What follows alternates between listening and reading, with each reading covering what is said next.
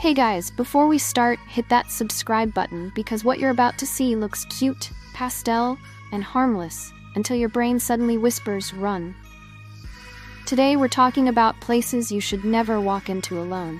Some of them look like dream resorts, some like unfinished video game levels, and some like locations where if you walk in by yourself, you might not walk out the same. So yeah, subscribe. Let's survive this together.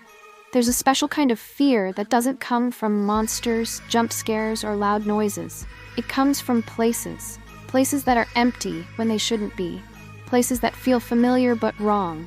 Places where the lighting is off, the colors are too clean, the silence is too heavy, and the whole room feels like it's waiting for you. That's liminal fear, the Gen Z specialty. The "this seems safe, but my soul disagrees" energy. And the craziest part? Your brain usually notices it before you do. You'll be staring at something harmless, and suddenly, your stomach just drops. Sometimes it starts subtle. The air feels a little too still. The colors feel a bit too artificial. The silence stretches too long. It's like reality is holding its breath. Like the environment is watching you instead of the other way around. And once that feeling hits, you can't unfeel it. Every step you take echoes just a little too loudly. Every shadow feels slightly out of place. Every reflection seems like it's hiding something right outside your field of vision. Take tunnels with water on the floor. Even a normal tunnel is unsettling, long, echoey, dim. But add water, suddenly the whole space changes. The reflections ripple in ways that look wrong. The air feels humid, almost warm, like something else has been breathing there recently. And the sound becomes unnatural. Your footsteps splash, but the echo doesn't match. It's delayed, stretched, distorted. The deeper you walk, the more it feels like you're stepping into a memory that isn't yours. You know you're alone, but you feel watched. Not by a person, by the tunnel itself.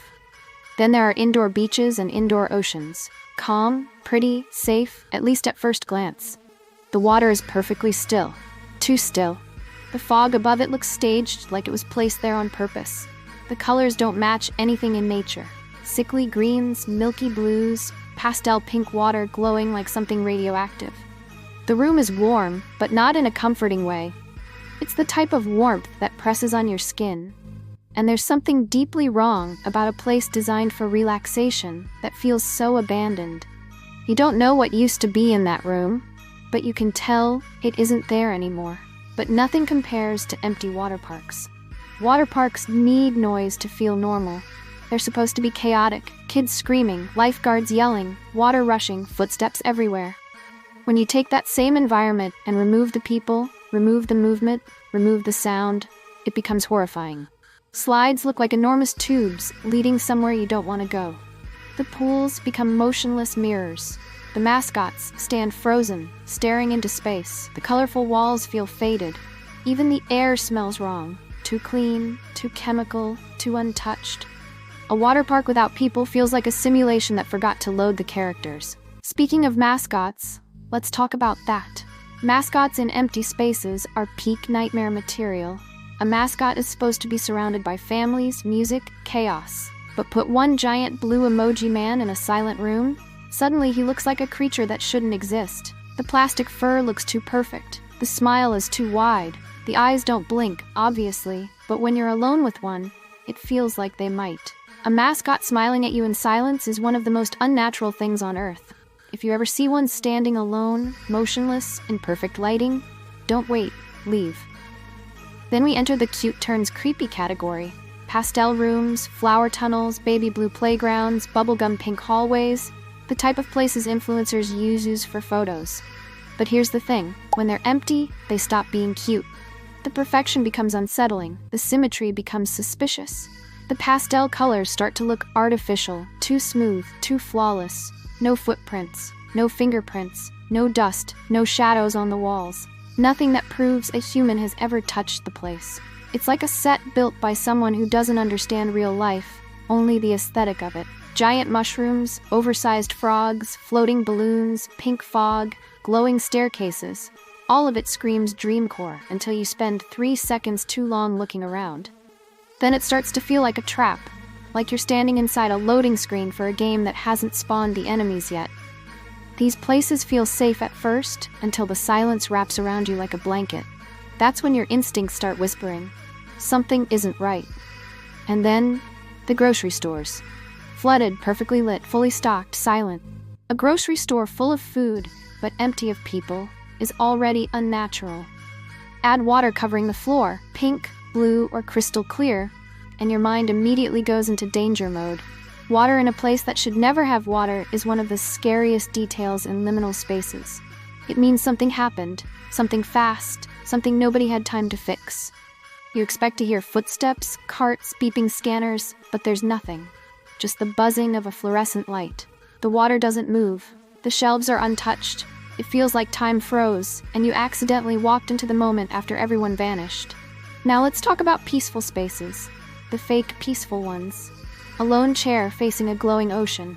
A walkway above silent blue water. A balcony overlooking a foggy horizon. A bridge that leads into nothing but white mist. These places trick you. They look calm, relaxing, aesthetic, until your brain notices the missing details. No wind, no birds, no ambient noise, no movement in the water. The stillness becomes threatening. It's the kind of silence that makes you look over your shoulder for no reason. These places feel like waiting rooms for something you don't want to meet. They don't scare you at first. They scare you once you realize they're too perfect. And here's the real truth behind all these places. It doesn't matter how pretty something looks. It doesn't matter if it's cute, colorful, pastel, glowing, or aesthetic. If a place feels too still, too empty, too perfect, it doesn't want visitors, especially not visitors who come alone. Empty places don't always hide danger. Sometimes the danger is the emptiness, because your brain knows something you don't. Places are supposed to breathe. They're supposed to be alive. They're supposed to have sound, movement, flaws, warmth. When all of that is missing, your instincts kick in. Hard, and you should listen. If a place whispers leave, obey it. If the lighting feels wrong, trust it. If the water doesn't move, don't step closer. If you see a mascot smiling at you in silence, run, don't think, run. Because creepy places don't always attack. Sometimes they're just waiting. And waiting places are the most dangerous ones. Guys, subscribe. Seriously. If you explore creepy places alone, at least don't do it without Catalina Zone open. Hit subscribe, hit like, and comment I survived. Or the mascots from this video will visit your dreams tonight. Bye guys. Don't walk into weird hallways alone. But hey, before you click off, let me give you one last rule. If you ever walk into a place that feels too still, don't look around first. Look at yourself. Your hands, your shadow, your reflection. Because sometimes creepy places don't disappear people, they duplicate them. If your reflection blinks slower than you do, or moves a fraction of a second late, leave. Immediately. And if you don't trust yourself to notice it, then seriously hit subscribe. I'll keep teaching you how to spot the danger before it spots you. Stay safe, guys. Or at least pretend you're safe. See you in the next video. If the hallways don't get you first.